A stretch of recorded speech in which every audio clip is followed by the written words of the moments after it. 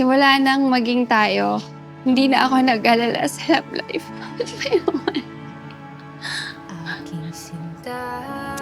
Kasi una pa lang, sigurado ka na sa akin. Today is our 7th year anniversary. Sa 7 taon na nakasama kita, may mga bagay na talagang nagustuhan ko sa'yo. Gustong-gusto ko kung paano ka tumawa, kahit ang corny ng jokes ko. Yung cuteness mo kapag katulala ka na parang batang inosente. Para bang may iba, pag tumitingin sa'kin, mapupungay mo. Nakita ko talaga siya, parang agaw attention sa akin. Blond yung buhok niya, kulot, ganyan. Tapos yung panga niya kasi, noon, payat pa siya noon eh. So yung panga niya talagang, ang ganda. Love ko kayo lahat, kaya gano'n. Kaya open to mo. First day pa lang, pinakilala mo na agad ako sa parents niya. Masaya ka nung ma-meet mo yung family ko. Nag-e-effort ka palagi para magkita tayo. Wala kang car pero hatid sundo mo ako pala. Saya, happy. At last. Joshua, mahal na mahal ka namin. Sana di ka magbago. Naiiyak na. Huwag ka lang ipitan habang Don't buhay cry. ako'y Don't cry, anak. Don't cry.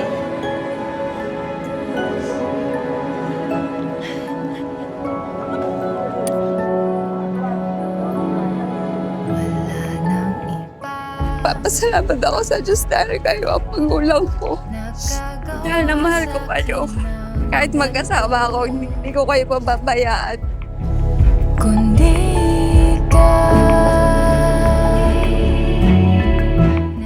Nagkahiwalay kasi kami. Parang 3 months kami hindi nag-usap. Pero araw-araw kami nagkikita sa work that time.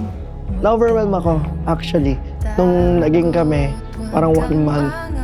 Kasi, hindi ko na-expect na parang feeling ko hindi ko siya deserve that time.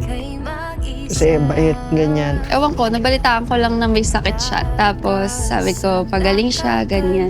Pagbalik niya, binigyan niya ako ng chocolate.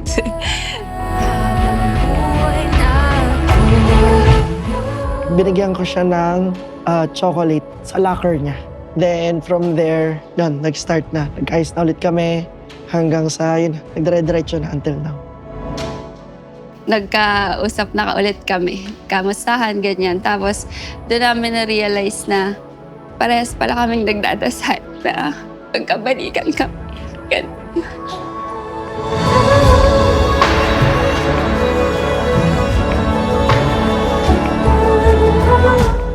Sabi ko, hindi ko naisipin kung worth it ba ako para sa kanya.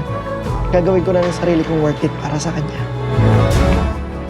Sobrang nagpapasalamat ako sa Diyos kasi ikaw yung ninigay niya sa akin.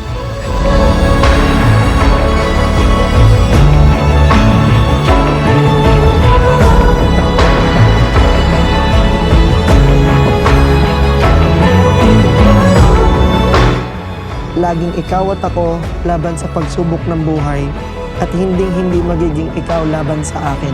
Katulad ng faith and loyalty ko sa iyo in 7 years, patuloy ko yun gagawin habang buhay.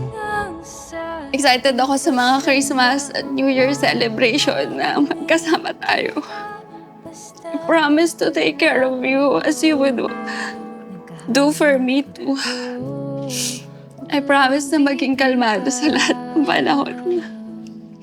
Mahal na mahal kita, mister ko. Uy, wala pa akong sinasabi eh. Kabilis ninyo. Oh, take 2. Joshua, you may now kiss your wife, Rosel. 7 years today, kaya ngayong You know, araw. sometimes we have to ask ourselves, what are we willing to sacrifice for love? Is it fame? Is it fortune? Because love is just so much greater than all those things. Tissue, best man! This is what Tissue! love looks like. Sa paglipas ng panahon, wala akong ibang gusto kundi makasama ka.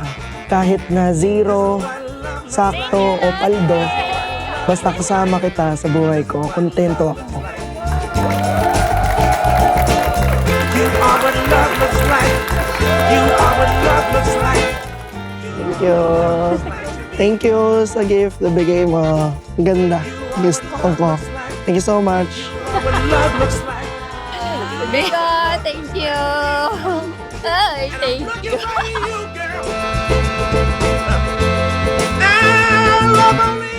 With God at the center of our marriage, just as He always been the center of our relationship, from boyfriend and girlfriend to husband and wife.